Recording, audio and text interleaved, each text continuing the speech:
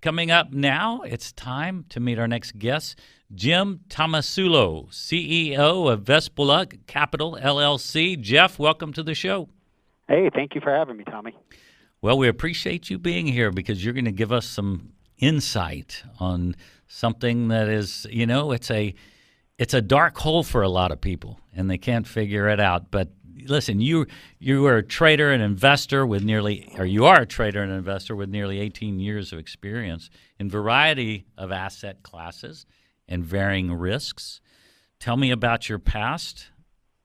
Yeah, absolutely. So I entered in the market where some people would say was an opportune time, and I came into the market in 1996 as a proprietary trader, which basically just means that I was trading, a bank money, and it wasn't our own capital or clients' capital at the time. And what a great time to come into the market! It was the height, or the beginning of the internet boom, and it was a great time to make money.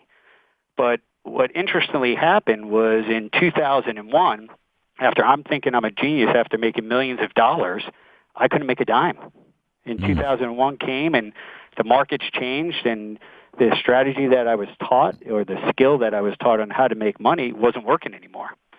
So that became, a really eye-opening experience for me and kind of changed the way I look at investing and I looked at the markets. So over the next 10 years, I tried to develop a strategy that could actually create consistent income over, the course, just consistently. Because, it was really hard for me to do research and use PEs and RSIs and consistently make money. Well, let me real quick just poke my head in there for a second, because let's go back a little bit to 98 and those times. I mean, it had to be crazy. I was just watching it from the peripheral. It seemed like the wild, wild west. Oh, it was insane. When you see, I saw the good and I saw the bad of it, right? When you see a stock going from $3 to $150 within 6-7 days, you can get this euphoria of saying, hey, I'm a genius. I know what I'm doing. Mm-hmm. But on the other hand, you saw guys like, Stanley Druckenmiller, who's one of the top premier fund managers, get destroyed during that time because he was looking at fundamentals, and the fundamentals didn't make sense. I mean, I saw a young kid who the year before made $10.5 million at 25 years old. Jesus. And then he decided, because he was doing fundamental research on Qualcomm, that Qualcomm was a short at 25. Well, Tommy, guess where Qualcomm ended up at the year of 1999? It ended up at $1,000. Oh, my God. That young man lost $25 million, and he never paid taxes on his $10 million. So the IRS came after him to, obviously get the back taxes. Wow.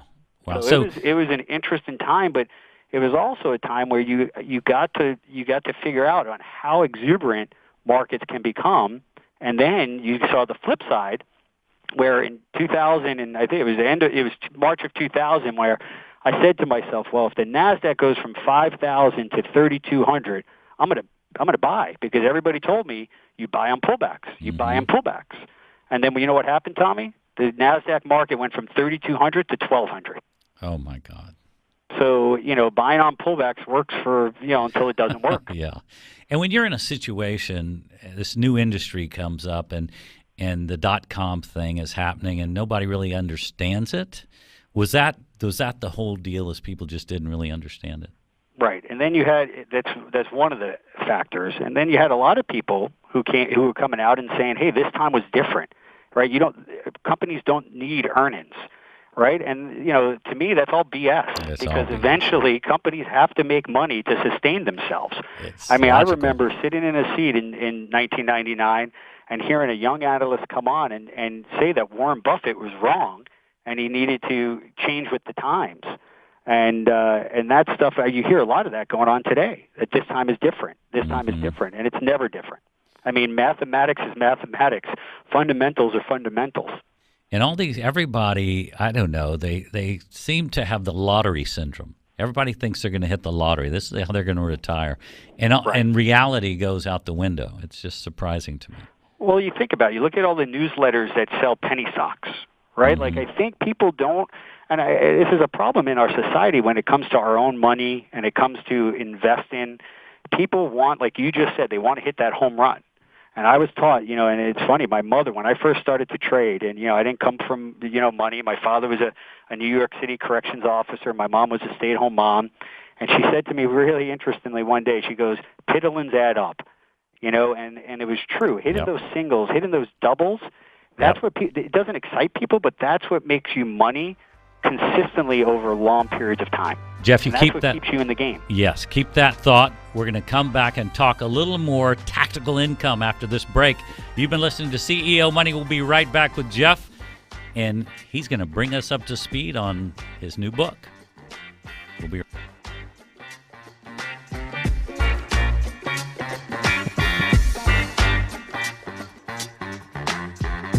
All right, welcome back to CEO Money. I'm Tommy Habib, and I've been talking to Jeff Tomasulo, CEO of Vespula Capital LLC.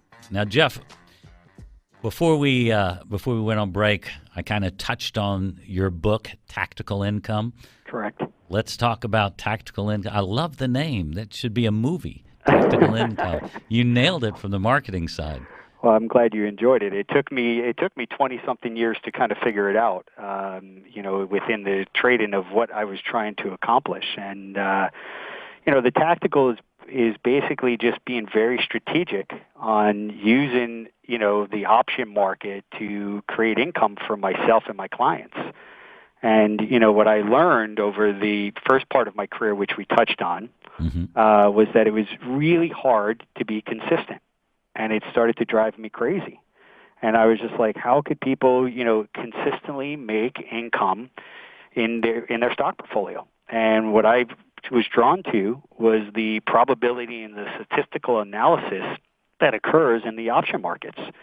And it was going from, hey, I was sick and tired of trying to find out how many iPhones Apple was going to sell this quarter.